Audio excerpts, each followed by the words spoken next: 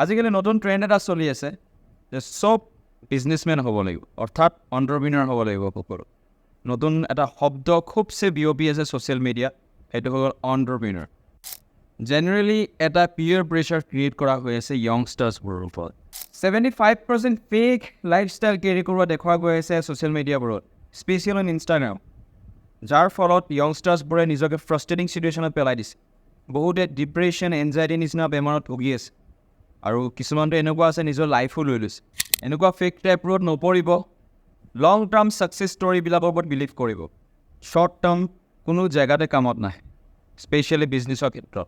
চাওক, যিকোনো কাম যিটোৱে আপোনাৰ মনটোক ছেটিছফেকশ্যন দিয়ে, be it job, be it business, anything it might be, any profession it might be, may be এইটো ছিংগিঙো হ'ব পাৰে, ডেন্সিঙো হ'ব পাৰে, বা ব্লগিঙো হ'ব পাৰে। যোনটোৱে আপোনাক ছেটিছফেকশ্যন দিয়ে কামত, সেই কামটোৱে আপুনি কৰক। এনেকুৱা পিয়াৰ প্ৰেছাৰ ক্ৰিয়েট নকৰিব যে মই এইটো কাম কৰিবই লাগিব বেলেগে কৰাৰ কাৰণে। বেলেগে কৰি আছে, ডেট ডাজন্ট মিন আপুনিও কৰিব লাগিব। আনক চাই কৰা কামত কেতিয়াও ছাকচেছ নাইকিয়া। ফ'ল' কৰক, কিন্তু সেইটো পাথে আপুনি চিলেক্ট কৰিব লাগিব, তাতে কোনো কথা নাই। ফ'ল' কৰক, এডমায়াৰ হওক যে তেখেতে কোনটো ষ্টাইলত কৰিছে, কিমান এগ্ৰেছিভলি তেখেতে কামটো কৰিছে, বা সেই কামটো জিকিবৰ কাৰণে কি কি পদ্ধতি, কি কি ষ্টেপ লৈছে। তাৰপিছত আপুনি আপোনাৰ ৰাস্তা চিলেক্ট কৰক। আপুনি বিজনেছ যদি কৰিব পাৰে কৰক, আপুনি বিজনেছ, তাত কোনো আপত্তি নাই। আপুনি জব যদি পাৰে কৰক, জব কৰক। বাট এনেকুৱা মেণ্ডেটৰী নহয় যে আপুনি এই বিজনেছটো বা এই জবটো কৰিবই লাগিব। তো সেই পিয়াৰ প্ৰেছাৰটো ভিতৰত ক্ৰিয়েট কৰি নল'ব। যদিও কোনোবা এটা ছ'চিয়েল মিডিয়া প্লেটফৰ্ম বা তেনেকুৱা কিবা এটা অন্য প্লেটফৰ্মত ভাইৰেল হৈ আছে, নিজৰ বুদ্ধি, নিজৰ বিবেকটো ইউজ কৰক। এতিয়া আহিছোঁ মেইন টপিক, বিজনেছ নে জব। প্ৰথমে আৰম্ভ কৰিছোঁ ব্যৱসায়ৰ পৰা, বিজনেছৰ পৰা। চাওক, ব্যৱসায় এটা এক ৰাতিৰ ভিতৰত আৰম্ভ কেতিয়াও নহয়। তাত আপোনাৰ 1 ষ্টেপ, 2 ষ্টেপ, 3 ষ্টেপ, কেনেকৈ 100, 200, 300, 1000 ষ্টেপ, মানে বছৰ লাগিব পাৰে, মাহ লাগিব পাৰে, 10 বছৰো লাগিব পাৰে। তো তাত প্ৰথমেতো আপুনি আপোনাৰ সময় দিব লাগিব। আপুনি আজিয়ে যে ব্যৱসায়টো আৰম্ভ কৰিছে, আজিৰে পৰা যে আপুনি ৰিজাল্ট পাব, তাতে কোনো কথা নাইকিয়া। তাৰ মানে আপুনি পেচেণ্ট থাকিব লাগিব, ফাৰ্ষ্ট থিং। ডেডিকেশ্যন থাকিব লাগিব, ডেডিকেটেডলি কাম কৰিব লাগিব। ইনভেষ্টমেণ্ট লাগিব, ভালেমান ইনভেষ্টমেণ্ট লাগিব। আদাৰৱাইজ আজিকালিৰ মাৰ্কেটটো গম পায়, উইদাউট ইনভেষ্টমেণ্ট আপুনি তাৰ ৰিটাৰ্ণটো, কম ইনভেষ্টমেণ্ট কৰিব, কম ৰিটাৰ্ণ পাব, বেছি ইনভেষ্টমেণ্ট কৰিব, বেছি ৰিটাৰ্ণ পাব। এণ্ড য়েছ, ট্ৰেণ্ডতটো থাকিবই লাগিব। আপডেট, এতিয়া বৰ্তমান যিটো আপডেশ্যন চলি আছে, আজি ট্ৰেণ্ডিঙত কি বস্তুটো চলি আছে, চ' তেনেকুৱা ট্ৰেণ্ডিঙৰ বস্তু আপুনি মাৰ্কেটত আনিব লাগিব, চেল কৰিব লাগিব। আৰু আজিকালি যিটো লাইফষ্টাইল মানুহে বিচাৰি আছে, স্পেচিয়েলি য়ংষ্টাৰ্ছবোৰে যিটো লাইফষ্টাইল বিচাৰি আছে, সেইটোৰ কাৰণে আপুনি নৰ্মেল ব্যৱসায় কৰিলে নহ'ব। আপুনি বেলেগতছে বেলেগ কৰিব লাগিব, আনতছে অলপ ডিফাৰেণ্ট হ'ব লাগিব। এতিয়া চাকৰি জগতলৈ যদি আহোঁ, জবৰ পিনে যদি চাওঁ, ইয়াতে আপুনি জিৰ' ইনভেষ্টমেণ্টত আপুনি নিজৰ কেৰিয়াৰটো আৰম্ভ কৰিব পাৰিব। তাতে কোনো ধৰণৰ ইনভেষ্টমেণ্টৰ দৰকাৰ নাইকিয়া। লাগিব আপোনাৰ স্কিল, ডেডিকেশ্যন, পেচিয়েঞ্চ, ইয়াতো ছেইম বস্তু, এইকেইটা লাগিবই। এতিয়া মই কথালৈ আহোঁ যে আজিকালি যিটো এটা কনভাৰ্চেশ্যন, এটা হাইপ এটা ক্ৰিয়েট হৈছে, বিজনেছ, অন্টাৰপ্ৰিনাৰ, ইয়াত মই এটা ডাউট ক্লিয়াৰ কৰি দিওঁ। প্ৰাইভেট জব কৰি আমাৰ ইণ্ডিয়াৰ এজন ৰিন'ন CEO, চবেই জানেই চাগে, সুন্দৰ পিচাই, তেখেতৰ মান্থলি চেলেৰি হয় 176 crore। চ' যদি কোনোবাই এইটো ডাউটত আছে যে প্ৰাইভেট ছেক্টৰ অৰ্গেনাইজেশ্যনত কোনো কেৰিয়াৰ নাইকিয়া, লাইফষ্টাইল নাই, গ্ৰ'থ নাই, তেতিয়াহ'লে এই বস্তুটোৰ মাইণ্ডছেটটোৰ পৰা উলিয়াই দিয়া ভাল। এনেকুৱা প্ৰাইভেট অৰ্গেনাইজেশ্যনৰ বহুত CEO আছে, আপুনি বেংকৰ ল'ব পাৰে, এক্সিছ বেংক, HDFC, ICICI, বহুত ডাঙৰ ডাঙৰ বেংক থাকে, বহুত ডাঙৰ ডাঙৰ IT ছেক্টৰ থাকে, য'ৰ CI private organisation, crore crore টকা তেখেতসকলৰ চেলেৰি হয়।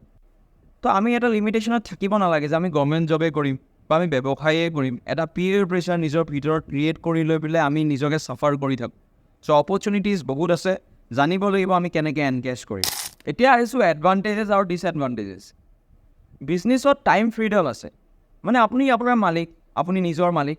তো আপুনি যেতিয়া মন গৈছে আজি বোলে মই কাম নকৰোঁ, কাম নকৰিব পাৰে, কোনো আপত্তি নাই। এনেকুৱা কোনো ৰেষ্ট্ৰিকশ্যন নাইকি যে আপুনি 9টা পৰা 5টা বজালৈকে আপুনি আহিবই লাগে।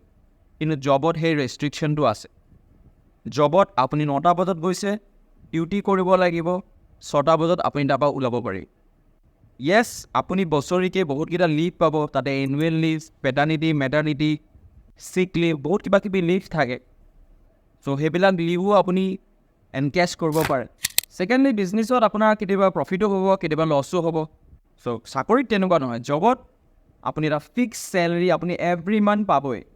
What ever the amount is, যিটোৱেতো আপোনাৰ এমাউণ্ট নহয় কিয়, আপুনি মাহৰ শেষত সেইটো আপুনি পাবই।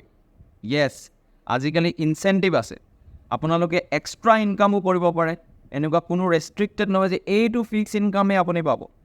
আপুনি এক্সট্ৰা যিটো ইনকাম আপুনি ইনকাম কৰিব পাৰিব এটা জেগাৰ পৰা, সেইটো হ'ল ইনচেণ্টিভ। স্পেচিয়েলি ইনচেণ্টিভ ক'ত থাকে মই আগৰ ভিডিঅ'ত কৈছোঁ, এইটো চেলছত থাকে। তো চেলছত যদি আপুনি ইনভলভ হয়, তাতো এইটো বিজনেছে ওৱান কাইণ্ড অফ। তো চেলছত যদি আপুনি ইনভলভ হয় তেতিয়াহ'লে আপুনি ইনচেণ্টিভ আৰ্ণ কৰিব পাৰিব। তো ইয়াৰ পৰা বুজিলোঁ কোনটো ভাল কোনটো বেয়া সেইটো জাজ কৰা আমাৰ কেপেবিলিটি নাই, সেইটো হৈ গ'ল নিজৰ ওপৰত কথা। মানে আপুনি কিমানখিনি মেণ্টেলি বিয়াৰ কৰিব পাৰিব, কাৰণ বিজনেছটো ইমান এটা ইজি বস্তু নহয়। আপুনি আপোনাৰ ধৈৰ্যৰ সীমা, আপোনাৰ যিটো মেণ্টেলি আপুনি যিটো কেপেবল, মানে আপুনি চব মানুহৰ এটা বিয়াৰ কৰাৰ কেপাচিটি থাকে, চবৰ কিন্তু নাথাকে, 5টা আঙুলি একে নহয়, এইটো মনত ৰাখিব। সেইকাৰণে মই বাৰে বাৰে কৈছোঁ মেণ্টেলি ষ্ট্ৰং হ'ব লাগিব আপুনি, যদিহে আপুনি ভাবিছে যে মই ব্যৱসায় এটা আৰম্ভ কৰিম। কাৰণ ব্যৱসায় কেতিয়াবা বহুত বেছি প্ৰফিট দি দিব পাৰে, কেতিয়াবা আপোনাক বহুত বেছি লছো দি দিব পাৰে।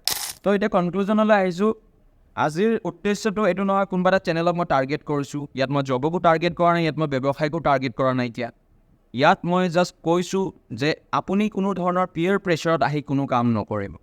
যোনটো কাম আপুনি পাৰে, আপুনি মেণ্টেলি পাৰে, আপুনি আপোনাৰ কেপেবিলিটি আছে, সেই কামটোত আপুনি যাওক। সেইটো বিজনেছো হ'ব পাৰে, সেইটো জবো হ'ব পাৰে, কোনো ডাঙৰ কথা নহয়। আৰু জব কৰাটো কোনো পাপ নহয়, বিজনেছ কৰাটোও কোনো পাপ নহয়। তাত এনেকুৱা কোনো প্ৰেছাৰ ক্ৰিয়েট নকৰিব যে আপুনি বিজনেছে কৰিব লাগিব, বা এনেকুৱা প্ৰেছাৰো ক্ৰিয়েট নকৰিব যে আপুনি জবেই কৰিব লাগিব। চব দুটা বস্তুৱেই ভাল। য়েছ, লাইফষ্টাইল চবকে লাগে। যদি আপোনালোকক এটা বেটাৰ লাইফষ্টাইল লাগে, যদি ভাবিছে না বিজনেছ কৰিম, তেতিয়াহ'লে আপুনি আগত শিকক।